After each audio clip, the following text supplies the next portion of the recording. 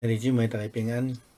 今日是2020年8月11号。今日的经文是诗篇28篇，创世纪39章第1节到23节，罗马书第9章第14节到29节。今日要甲咱三角分享的主题是公平，也是公义。世界其实是无有所谓的公平吼。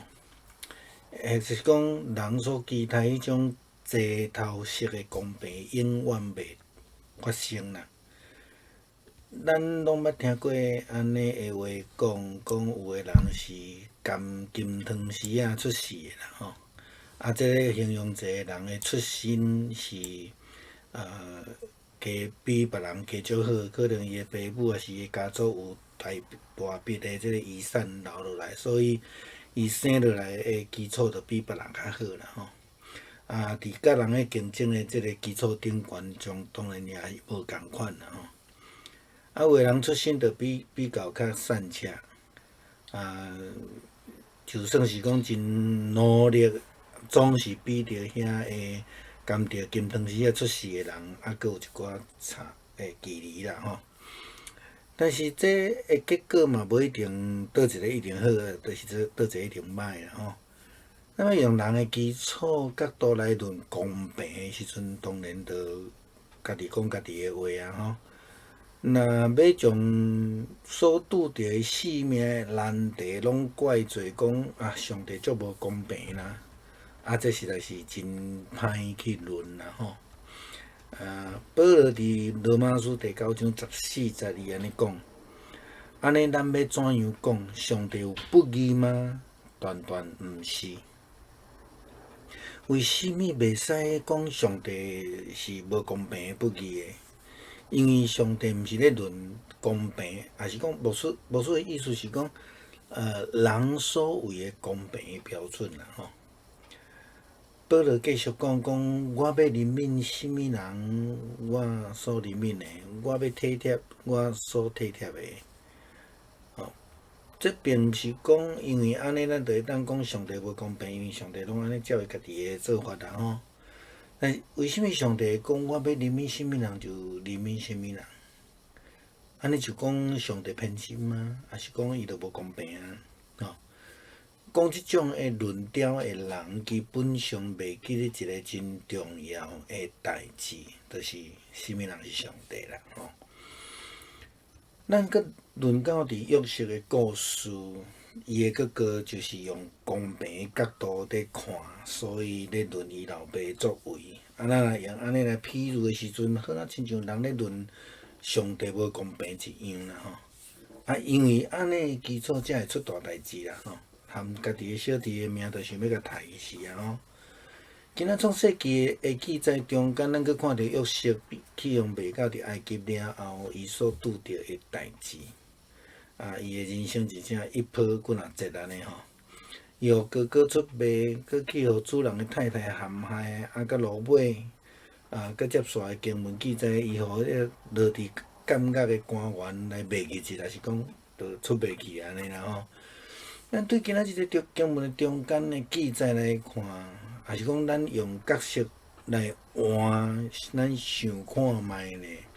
如果咱是约瑟的时阵，咱会对咱所拄着即种情形会啥物反应？可能咱会讲好，那遮衰啦吼。可能会讲上帝啊，你伫倒位？我拄着遮尔济困难的时阵，拢看无着你，敢毋是安尼？咱伫前礼拜的即个地保神的中间有去讲到约瑟的哥哥因到伫埃及要娘死的时阵的代志。咱也看到约瑟的心态，伊并毋是用论公平来看待伊的哥哥。说使若约瑟要用论公平，约瑟可能会当用伊做埃及宰相的权柄，将10个哥哥安尼甲处死刑安尼吼。这是伊的权利啊，吼，嘛是伊的权柄啊。但是问题来啊啦吼，会论上帝是毋是公平的人，其实就是咧想着家己的权利，家己的，这嘛是咱所讲的迄个社会问题，伫迄个财产争夺的中间，时常出现的两个事，一个是继承权，另外一个是公平啦吼。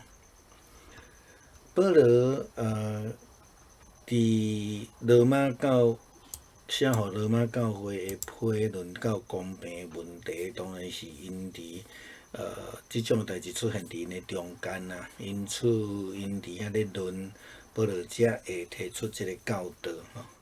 即段的经文会当帮助咱来思考，为虾米有以色列人做选民，毋是其他的民族。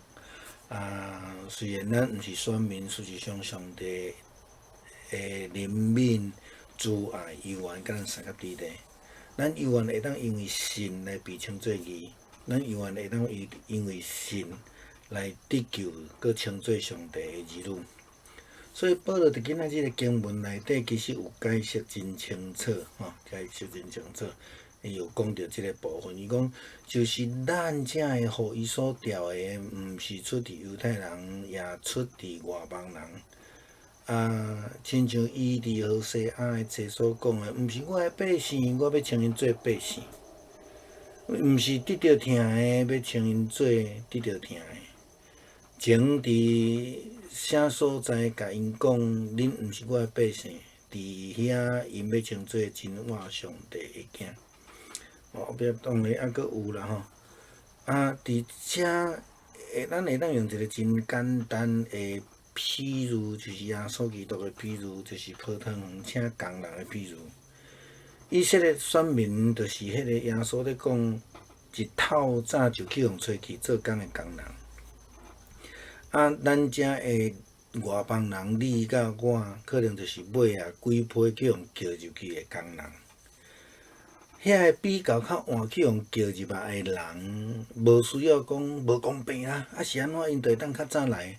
这是足侪基督徒咧论起以色列的时阵所讲的话啦吼。先来的人嘛无资格去讲无公平啦，迄后壁来佫比阮甲阮领的平济啦。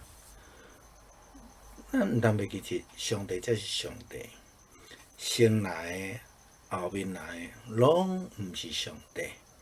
咱只不过是受呼召、受怜悯的人罢了。咱必须爱有亲像约瑟甲伊的哥哥、甲伊的全家迄种的关系共款，同心合意，才会当看见上帝的旨意，才会当做伙来得到上帝所赏赐的恩典。弟兄姊妹平安，今天是2020年的8月11号。我们的经文是诗篇28篇、创世纪39章第1到23节、罗马书第9章第1节、第14节到29节。我们今天要讨论到的是公平或是公义。这个世界其实是没有所谓的公平的。或是说人所期待的齐头式的平等是永远不会发生的。我们都听过这样的说法，就是有些人是含着金汤匙出生的，那表示某些人呢，他们因为这个父母亲啊，或是家族啊，有巨大的遗产啊，他就这样在这个家庭出生啊。他的出生的基础比别人都要来得好，在与人的竞争的基础上面，当然就有所不同。有些人出生比较贫穷，所以即使他们非常努力，总是比起那些含着金汤匙出生的人，还是有一点点差距。但是这也不是一定的结局啦哈。那我们要用人的基础跟角度来论是否公平，当然就会轮到这种各说各话的这种情况里面了。那如果人要将所遇到的所有生命难题都归罪说，上帝真的是很不公平，这也很难去继续论下去的啊。保罗在罗马书第9章14节这样说。那么我们可以说上帝不公平吗？当然不可以。为什么不可以？因为上帝不是在论公平啊。牧师说的是人所谓的公平标准。保罗继续又说，我要怜悯谁就怜悯谁，要体恤谁就体恤谁。这并不因此就能说哦，上帝就是这样子不公平呢、为什么上帝说我要怜悯谁就怜悯谁呢？这样不是偏心吗？这样不是就不公平吗？其实持这样论调的人，基本上忘记了一件非常重要的事，那件事就是谁是上帝。我们在论到约瑟的故事的时候，他的哥哥们就是以公平来论他的父亲作为。同样的，我们就好像看到一些人，基督徒也好，他们在论上帝一样，他们说上帝不公平了就是因为这样的基础才会出大事情。约瑟的哥哥们连自己的弟弟都想杀了。今天的创世纪的记载，提到了约瑟被卖到埃及的事情。我们真的是再一次回溯到看到约瑟的生命一波好几折被伯哥哥出卖啦，被主人的太太陷害啦，又被下到监里面，官员又忘记他的啦那我们的在今天的经文里面也看到，或许我们用一个不同的方式来思考，我们角色互换一下，想一想，如果今天圣经的记载是我们就像约瑟一样被陷害、被出卖的时候，我们会如何的反应？我们可能会说：我怎么这么倒霉呀？或是我们会说：上帝啊，你在哪里？我在这个受苦的时候都看不到你的踪迹呀。然后好像我们是孤单无依的，不是吗？我们常常会这样想。我们在上个礼拜论到约瑟的哥哥们，到了埃及去买粮食的事情，也看到了约瑟的心态。他并不是在论公平吗？如果他要这样论公平的话，约瑟他可以用他当埃及宰相的权柄，将10位哥哥都处以极刑，处以极刑这样子。那么他的权利，或是说他的权柄，这个是他的嘛那问题来了，会论上帝是否公平的人，其实想到的就是他们自己的权利。如同我们时常看到在社会上的问题，那个财产的争夺战，这样的事件当中，最常出现的2个词，一个就是继承权，另外一个就是公平。保罗向罗马教会对他们的信徒提出论公平的这样的问题的时候，就是因为他们在里面有很多的讨论，对于选民外邦或者是公平这件事情因此保罗才需要提出教导。这一段的经文其实非常清楚，可以帮助我们来思考为什么由以色列人当选民，而不是其他的民族。其实并不是因为以色列人比较特别了只不过是上帝就是这样挑选他们。但是虽然我们不是选民，事实上上帝的怜悯、慈爱仍然与我们同在，使我们能够因着信而被称义，因着信而成为上帝的儿女。保罗在今天的罗马书的经文第9章24节开始，他这样子论到：因为我们不但是他从犹太人中，也从外邦人中呼召出来的。就是这个就是他在何西阿书上所说的：本来不是我的子民的，我要称为我的子民；本来我所不爱的邦国，我要称他为我所爱的。在哪地方我曾经对他们说，你们不是我的子民，也在那个地方他们要称为永生上帝的儿女。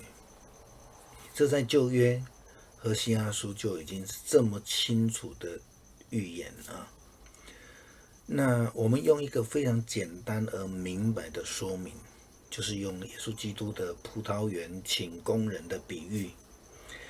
那以色列选民呢，就是那些一大早第一批被找进去做工的工人，然后你跟我可能就是随后几波不同时间被招进去葡萄园工作的工人。那么晚进去的人不需要说，哎呦不公平啊，为什么他们可以比较早来工作？那先来的人也没有资格说，哎呀不公平啊，后来的人怎么可以跟我领一样的钱？别忘了，上帝才是上帝，先来的后到的都不是上帝，只不过是受呼召、受蒙怜悯的人们罢了。我们必须要如同约瑟跟他哥哥或是全家一样，同心合意，才能看到上帝的旨意，才能同蒙主恩。